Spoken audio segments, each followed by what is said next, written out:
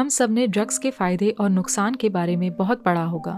हाल ही में चले Aryan Khan drugs case में भी ड्रग अब्यूज यानी सब्सटेंस अब्यूज की चपेट में आने वाली यंग पॉपुलेशन के बारे में काफी चर्चा न्यूज चैनल्स और सोशल मीडिया में करी गई। लेकिन क्या आपको पता है कि कौन सा ऐसा सबसे पुराना ड्रग है जो दुनिया में आज भी कंज्यूम करा जाता है?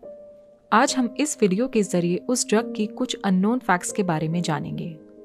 जी हाँ, सबसे पुराना ड्रग जो सदियों से कंज्यूम दुनिया भर में किया जाता है वो ओपियम है। ओपियम एक लेटेस्ट सब्सटेंस जैसा होता है जिसे आमतौर पे भांग यानी पॉपी प्लांट के थ्रू प्रोसेस किया जाता है। ये चीज़ नार्कोटिक्स और नॉन नार्कोटिक्स जैसे ड्रग्स में सदियों से इस्तेमाल करी जाती है। ओपियम का इतिहास ट्रेस किया जाए तो पहली बार 5000 साल पहले मेसोपोटामियन सिविलाइजेशन के दौर में इसका पहला यूसेज पता चला। सदर्न मेसोपोटामिया में स्थित सुमेरियन सिविलाइजेशन इसे आमतौर पे हुलगुल यानी जॉय प्लांट के नाम से जानती थी। इसके बाद सुमेरियन सिविलाइजेशन ने इस प्लांट के साथ साथ इसकी गुणवत्ता के बारे में असीरियन सिविलाइजेशन को भी पास ऑन किया। इवेंचुअली इसका कंजम्पशन वेस्टर्न सिविलाइजेशन और ईस्टर्न सिविलाइजेशंस में बढ़ता गया। मिडीवल मिडिल ईस्टर्न एरा के टाइम पे इसका यूज इजिप्ट तक फैला। उस दौरान भी इसका कंजम्पशन केवल ना सिर्फ मेडिसिनल और उपचार करने के लिए सीमित रहा बल्कि नशा करने के लिए भी उस समय सिविलाइजेशंस ओपियम प्लांट का यूज करती थीं। अगर हम इंडियन सब कॉन्टिनेंट की बात करें तो ओपियम प्लांट का यूसेज पहली बार भाव प्रकाश नामक किताब में सबसे पहले दिया हुआ था, जो कि करीब सन 1000 के दौरान लिखी हुई किताब थी। सन 1200 के दौरान इंडिया में पॉपी प्लांट का मेडिसिनल पर्पसेस के लिए यूज जैसे डायरिया या गुप्त रोग के उपचार के लिए इसको इस्तेमाल में लाया जाता था। इसका डिस्क्रिप्शन एंशिएंट क्लासिक्स जैसे शारंगधर संहिता में दिया हुआ है। धन्वंतरी निघंटु जैसी किताब में भी ओपियम की मेडिसिनल प्रॉपर्टीज के बारे में बताया गया है। अर्ली 19th सेंचुरी के दौरान ब्रिटिश ट्रेडर्स चाइना के साथ ट्रेड करते थे, लेकिन इसके लिए ब्रिटिशर्स को एक भारी भरकम चांदी एक रकम के तौर पर चाइना को देना पड़ता था। आगे चलकर ब्रिटेन और चाइना के बीच एक ट्रेड इम्बैलेंस क्रिएट हुआ, जिसका रीजन था ब्रिटिश कंज्यूमर्स के बीच चाय एक पॉपुलर कमोडिटी बन गई थी। इस ट्रेड गैप को कम करने के लिए ब्रिटिशर्स ने ओपियम प्रोडक्शन इंडिया में करा ताकि चाइनीज कंज्यूमर्स को इस चीज की लत लग जाए, जो आगे जाकर ऐसा हुआ भी। देखते ही देखते चाइना और ब्रिटेन के बीच ट्रेड इम्बैलेंस इस बार ब्रिटेन के फेवर में हुआ।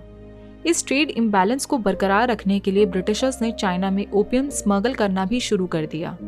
इसी वजह से 1839 से चाइना और ब्रिटेन के बीच ओपियम वॉर्स शुरू हो गई।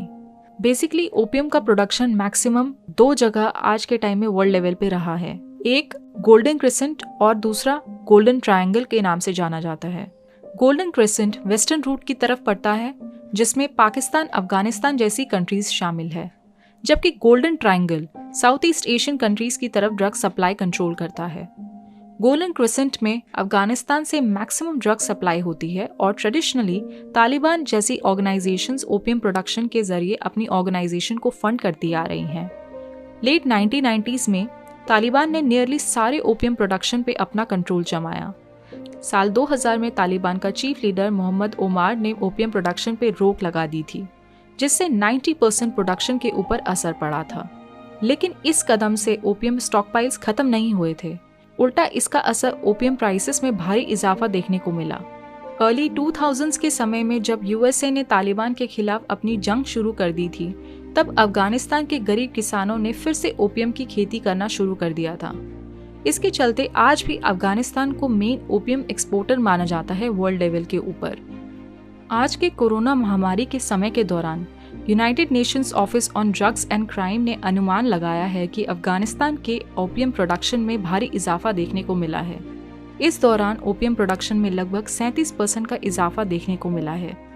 ओपियम प्रोडक्शन को रोकने के लिए हम सभी स्टेक होल्डर्स को प्रोएक्टिव और प्रिवेंटिव मेजर्स लेने की ज़रूरत है, ताकि समय समय में हमारी एजेंसीज ड्रग ट्रैफिकिंग को कंट्रोल करने के लिए नए नए तरीके जान पाए।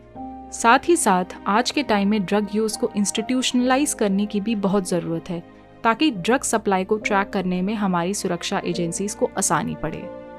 ये वीडियो को एंड तक देखने के लिए धन्यवाद। Please do like, share and subscribe our channel.